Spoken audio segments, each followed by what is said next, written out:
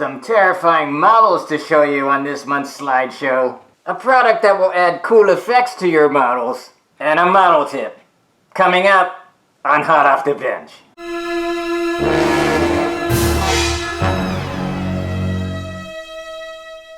Well, hey everyone, and welcome back to another... Hang on one second. Well, that's better. I'll keep the arrow on my head. Well, hey guys, and welcome back to another Hot Off the Bench. This is the Halloween edition. Before we get started, let's go ahead and join my friends Marc, Fraley, and Ken Spriggs. Well, hey guys, and welcome to a Halloween edition of Hot Off the Bench. Thank you guys for being here. I really appreciate it. All right, I got a Ghostbuster there, and looks like the Invisible Man. I don't have accidents, sorry. The fools, they laughed at me and mocked me. Well, actually, I'm going to go ahead and take off my mask so you can hear me a little better. And the arrow, too. There you go. Oh, that's an improvement. Supposed to, of course, be a red shirt, and I started off with this first from Friday's Child. Right? It's those projectiles they throw at you there. And then I went one step further and added the zombie mask there for effect. So, well, you guys look great. All right. You guys are awesome. Well, as usual, I always like to start off the Hot Off the Bench with a slideshow of models, and of course, this being Halloween, it's going to be all horror or Halloween themed. So, Marc and Ken are going to join me here as we go through the models. So let's go ahead and get started.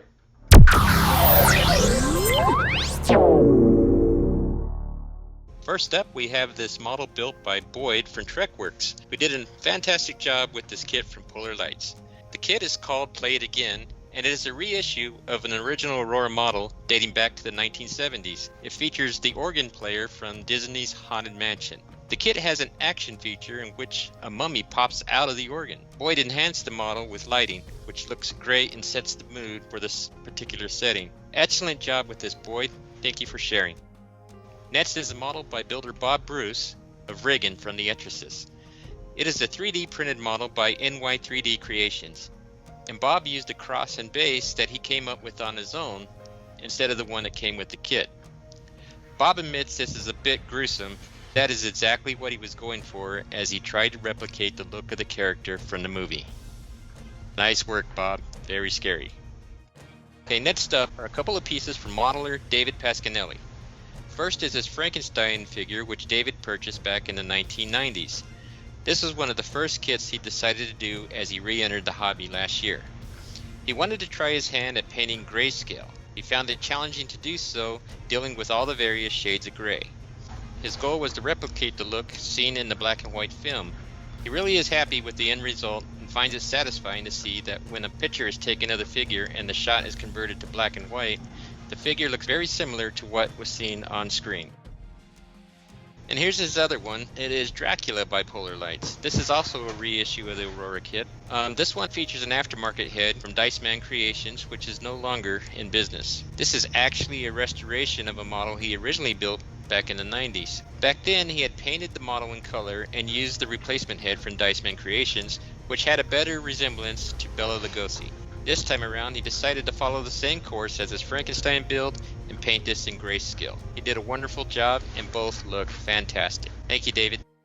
All right, this next model is by Ferrell. This model is of Bram Stoker's Dracula. He believes that it is a knockoff of an old Horizon kit. He did a really good job. He did a 3D printed skull that he added into the hand. And he also used base color of opaque red from Creatix. I also like the little helmet that's on the side on the ground from him, which is pretty cool. It's a really nice work on this figure. Looks really fantastic. Another great kit from Ferrell. The next one is a very large bust of the creature from the Black Lagoon. This one is from Ronny Morson from the UK. Measures about 16 inches. Ronny picked this up at a convention, so he's not quite sure who the sculptor was or where it came from. He painted it initially with a primer, and then he went over that with a apple green paint, which he then highlighted individually with a black and umber wash in order to bring out the detail He did some dry brushing with some burnt umber. He also did some gold on the gills and some watered down purple for his lips. And then he ended it with a gloss coat on the eyes and the lips to kind of give it that wet look. So really, really nice job on this. Really looks realistic for that, especially for a large scale bust of the creature from the Black Lagoon. He also sent a picture of one of his display cases. He's obviously a very big fan of the creature. He has an entire case filled with different figures of the creature and pictures on the wall next to it. So he's definitely a huge fan of this particular film and this particular monster. So, all right, the next one is from Lee Chambers, and he has two models. He has the Bride of Frankenstein on the table as she's being created, and he also has the Bride with Frankenstein seated on the couch. Frankenstein introducing himself and scaring the Bride. Very well done on both of these. Quite a lot of extra electronics on it. He has like the little glass ball with the lightning going through it next to the Bride on that table, and on some other lights and beakers and really nice accessories for the Bride. He also has some color changing lights next to the couch for Frankenstein and the Bride. I assume that these are either the Mobius or Polar Lights kits that he had built from. They stand out quite a lot, and the painting is very nice, and the lighting effects really add to the ambiance of the two kits. So great job, Lee. Yeah, I believe the one where the Bride is laying on the table is the repop of the original Aurora kit, and the Bride of Frankenstein where he's sitting on the bench, that's the Mobius kit. All right, and then this next kit is a Lost in Space kit from Jimmy Carlo, and he started with the original Polar Lights, a Cyclops with the family, and he wasn't happy with the scale that they had of the chariot or the family, so he instead substituted a old Johnny Lightning chariot, which is smaller but nicely detailed. Johnny Lightning brought out quite a few of these back in the 90s, of the Jupiter 2, the Space Pod, the chariot. He also 3D printed at a smaller scale the family, the Robinson family, and has them to scale for the chariot. And he added on to the Cyclops using some flocking and some doll hair, which looks really nice and adds to that effect. And then he used some EL wire to do the laser effects of the Robinson shooting their lasers at his chest. I also like, it looks like he has a little bit of cotton and maybe something on paper or a decal or something. It looks like the blast marks where the lasers are hitting him. So that's kind of cool. And it looks like the entire thing is all encased in either glass or a plastic case. Protect it and display it. So really, really nice job. It definitely looks more realistic than what the original kit came with as far as the chariot and the family is concerned. Yeah, I remember that was a problem with that kit, years ago, was everything in the kit, although it's very cool and it looks very nice, everything's out of scale with each other. So kudos on you for trying to bring everything together in the same scale. Turned out really nice. Yep, absolutely. All right. Yeah. All right, so next we have this beautiful piece by modeler Marc Dunmore, and it's from the anime manga genre called the Geyer. The resin kit is from Narion Studios, is a 1/5 scale, and stands 41 centimeters in height. To achieve all of the beautiful variations in color and shading, Marc used custom mixed lacquers from Aptolin 502, Winsor and Newton oils, along with AK Interactive inks and weathering pencils. Outstanding job there, Marc. Thanks for sharing. And we have this build by Claudia Kirchner of the engineer from the movie Prometheus. It's 3D printed and the file is available from Gambody. The figure is called The Last Engineer and it's optimized to be printed as large as the 1/8 scale. Claudia printed this with her Elegoo Saturn and did a beautiful job. The colors she chose are perfect and she did quite an amazing job with the entire figure, but check out the face. It looks just like it's right out of the movie. The figure is nicely detailed throughout. Congratulations on such a wonderful build. I viewed this on Facebook, and she has a number of other figures shown, by the way. She's really quite talented, so if you can look her up on Facebook, I think you'll be amazed at her work. Thanks for sharing, Claudia. Next up, we have a couple of builds from modeler Kenny Conklin from HobbyLink International. He loves the horror genre, And one of his submissions here is of the Mobius Models Invisible Man. Ken says he was inspired by Marc and I's buddy build a while back. He scratch built the base, including the table and bookshelf, and the window, molding, and lights are 1/12 scale dollhouse parts. His mother-in-law painted both the paintings on the wall as well as the tree with snow outside the window. The details outside the window were done to replicate the look of the painted backdrops that were used in the old movies to simulate the outdoors. Nicely done, Kenny. And next we have his Grim Reaper build from Mobius Models. He painted the figure with Vallejo model Airbone White for his bones and skull, and then used Vallejo Umber Wash for the shadows. He chose Tamiya's XF69 NATO Black because he feels it looks more natural than plain flat black. He simulated the wood grain of the skies using the technique I demonstrated and used for the table of my build. Looks fantastic, Kenny. Thank you for sharing. And the last two on the show are from our guest here. First is the Frankenstein bust. Marc, I have to say you did such a fantastic job with this. The application of all the various colors you used just looked perfect.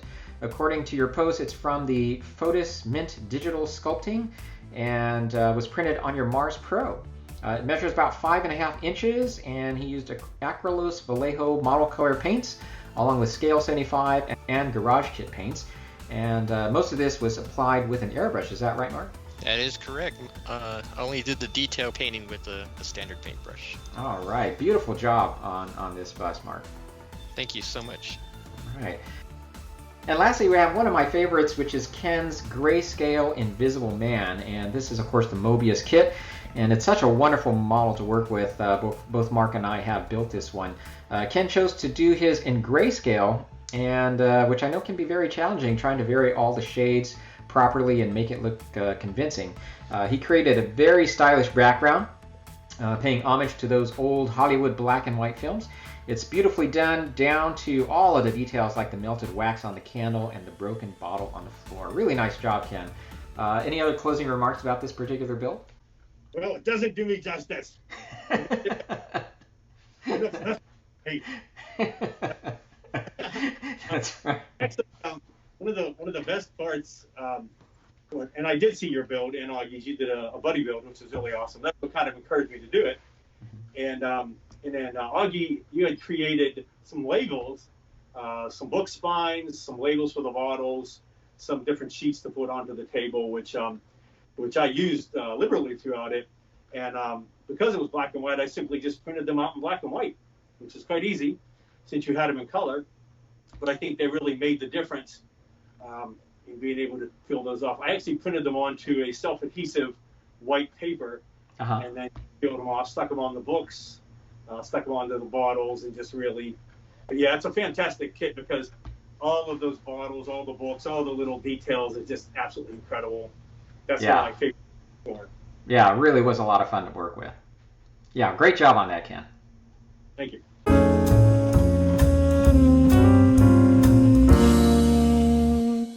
Okay, well, it's now time to talk about a product that's related to model building, and in keeping with the Halloween theme, we're going to talk about Starlighting which is a company that provides lighting and other types of effects for your Halloween builds. Now, Starlighting Projects, I should say, is a company that I came across first at Wonderfest in 2019, and I think you guys remember him too. His name is Matt Lawrence. Let's go ahead and take a look at him. Starlighting Projects is a company that was founded by Matt Lawrence, and they make products that certainly can add ambiance to your models and displays. As you can see, he offers animated light effects, small-scale products, and even does custom work. He offers a variety of lighting products such as these Luminous Lanterns, Terror Torches, and what he calls Phantom Floodlights. He also sells Frankenstein-themed products like this one that you find under Frankenstein Artifacts. This is a concept that Matt describes as a way of envisioning what happened to the creature between Frankenstein and the Bride of. He imagines the scientist collected what remained of his creature from his destroyed lab and went on to design what he calls a cardiovascular revitalizer used to keep his creation from dying. Other offerings include Frankenstein skulls, monster marquees, and he even sells a Bride of Frankenstein kit. I've used Matt's products before. When I did my Mobius Dracula build, I used his Terror Torch, and I can tell you it's really, really nice quality. He does a really great job. He's good about answering any questions you have for tech support. Just a really, really nice guy. Yeah, I totally agree, Marc. Really nice guy. Great talking to him at the show. And by the way, if you guys want to check out that short interview I did with him, just check out the link to my Wonderfest video from 2019. It's listed below. Ken, do you recall seeing his booth there at the show as well? Yeah, I do. I did. Yeah, he had quite a bit displayed, and the ambiance, like you said, with the glows and the torches is really cool. Yep, so there you go, guys. Some really great products there. If you are interested in taking your next diorama or display to the next level, just check out starlightingprojects.com. Thanks, guys. Okay, so we're ready to wrap up here. Of course, the last thing I always like to do is to talk about a model tip. And Ken, do you have one to share with us here today? Yes, I do. On a couple of the models that I did for the horror genre, such as the Thing, classic Thing from Another World, my Thing from 1982, John Carpenter's. What I tried to do is, well, first of all, the first thing I always do is I try to get a lot of stills from the film and take a look and just really look at what I'm doing and, get an idea of how that's all going to go together. But the thing about a lot of these is that they're so iconic that you don't necessarily want to do just one scene. You want to do maybe like a combination or an homage of scenes that's really going to bring out, the idea from that film. And I kind of did that with these ones. So obviously on my original Thing from Another World, there is no scene where he's fighting the dogs. There's electricity, there's fire. It's a combination of several images that we see throughout the film. Mm-hmm. So I tried to capture that with some ideas and some different props that would jog in your mind the idea. Oh, that's right. This was from the film at one point. This was another part. The same with McCready fighting the Thing monster. And again, we don't see all of those elements all together, but I wanted to show a snippet of certain scenes, put them together, and just kind of get that idea or that thing that in your mind when you see it, you're like, oh, wow, look at that. That's from the John Carpenter thing. I remember all those things going on in the movie. So I think a lot of times, a lot of them do that as well. Like the Invisible Man, they try to capture a lot of elements in that kit. The upcoming one that I'm really looking forward to coming up is The Fly, which I'm really excited about getting from Monarch. And a similar idea. They have a lot of little bits and pieces, like they have the fly with the little person arms. They have the little, I think it's a groundhog or something that has the guy's arms on it. That was from the second Fly. Yeah. The controls, of course, and just some iconic images that really, bring your mind to thinking, oh yeah, that's a classic movie, and this is what I remember from it. So. Yeah, those two models that you bring up, the Invisible Man and the Fly, are some great examples of how the designer of these kits do bring together elements like what you're talking about together so that the display is interesting to look at. And I actually find out a personal challenge to try to come up with things to put into display to make it engaging. And Ken, that's something I've always admired about you, to be able to bring all these different elements together like that, and you successfully create a display that draws in the viewer. I think the best dioramas always tell a story. And like you were saying, Ken, you may not have seen all those elements all together in the same scene in the movie, but when you present it in a diorama, it'll remind the viewer of the movie or whatever subject that you're doing a diorama of.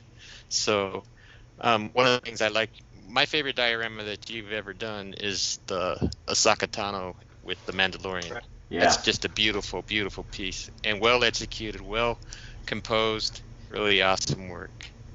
Yeah, that's still my all-time favorite build at this point.